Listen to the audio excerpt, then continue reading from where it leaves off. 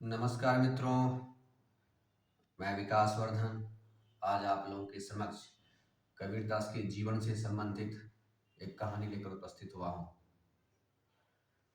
ऐसा बहुधा होता ही रहता था कि कबीरदास के यहाँ संत सज्जन उनसे ज्ञान पाने के लिए आते ही रहते थे। उसी कड़ी में एक बार कबीरदास ने किसी खास विषय को लेकर कुछ संतों को निमंत्रित किया और साथ में भोजन की व्यवस्था भी रखी। जो तिथि निर्धारित की गई थी उस तिथि पे संत लोग भी आए और खाने की व्यवस्था उनकी पत्नी के हाथों थी। खाने के लिए अपनी किचन पहुंची, खाना बनाने के लिए देखी तो किचन में राशन था नहीं। बड़ी सीधी सी बात है, राशन था नहीं तो राशन की दुकान पे राशन लाने के लिए गई तो उस सेठ ने कहा कि आपका पुराना पैसा बकाया है, पुराना पैसा का पेमेंट कीजिए, फिर मैं आपको राशन देता हूँ। तो उन्होंने कहा पैसे तो अभी मेरे पास नहीं है और मेरे यहाँ बहुत सारे मेहमान आए हुए हैं, मैं भी तुरंत आपको पैसे नहीं दे सकती।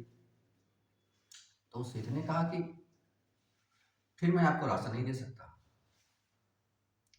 लेकिन उनकी पत्नी ने कहा मुझे तो राशन चाहिए, क्योंकि मेरे यहाँ गेस्ट आए हुए हैं और मुझे राशन हर हाल में चाहिए, बहुत सारे संत लोग आए हुए हैं, मैं उन्हें भूखा नहीं रख सकती।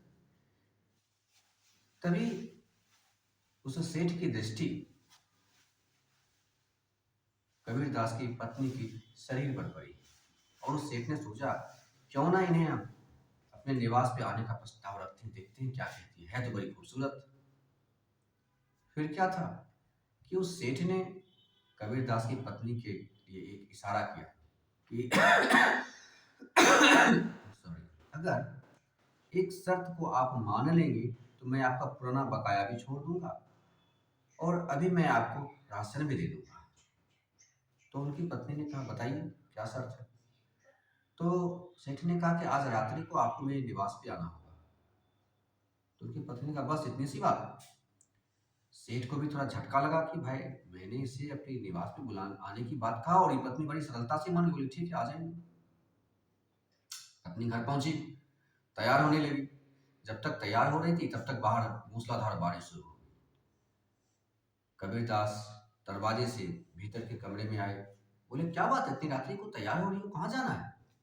तो उनकी पत्नी ने कहा कि ऐसे ऐसे मैं राशन वाले के पास गई थी तो उसने ऐसा ऐसा प्रस्ताव रखा, क्योंकि घर में राशन था नहीं तो मैंने उसका प्रस्ताव मान लिया। बोले ठीक है कोई बात नहीं, वैसे भी शरीर का करना ही क्या है, शरीर में रखा ही क्या है। बोले ठीक है, लेकिन बाहर बारिश हो रही है, तुमने उसे समय दे दिया है तो चलो मैं तुम्हें वहां पहुंचा देता हूँ। तो उनकी पत्नी ने कहा ठीक है चलिए।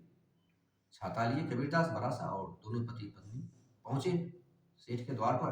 और कबीरदास बोले मैं यहीं पेड़ के पास रुकता हूँ, तुम तब तक निपट के जल्दी से आओ, फिर हम लोग चलेंगे, बाहर लोग इंतजार कर रहे हैं। बोले ठीक है मैं जाती हूँ। पत्नी गई, गेट टकटकाई, सेठ बाहर निकला, देखा उनकी पत्नी बिल्कुल सूखी हुई, बाहर मूसलाधार बारिश हो रही थी। तो सेठ ने पूछा कि बाहर बारिश हो रही है और आप बिल्कुल सूखी सूखी सी, ऐसा कैसे हो गया। तो उनकी पत्नी बोली कि मुझे मेरे पति छोड़ने के लिए आए थे, क्योंकि बारिश हो रही थी इसलिए वो मुझे छोड़ने आए, मैं वैसे भीग जाती। तो सेठ ने पूछा कि आपके पति कबीरदास कहाँ है। तो उनका वो रहे पेड़ के नीचे बैठे हुए। तब उन्होंने देखा कि अरे कबीरदास सच में वहां बैठे हुए थे।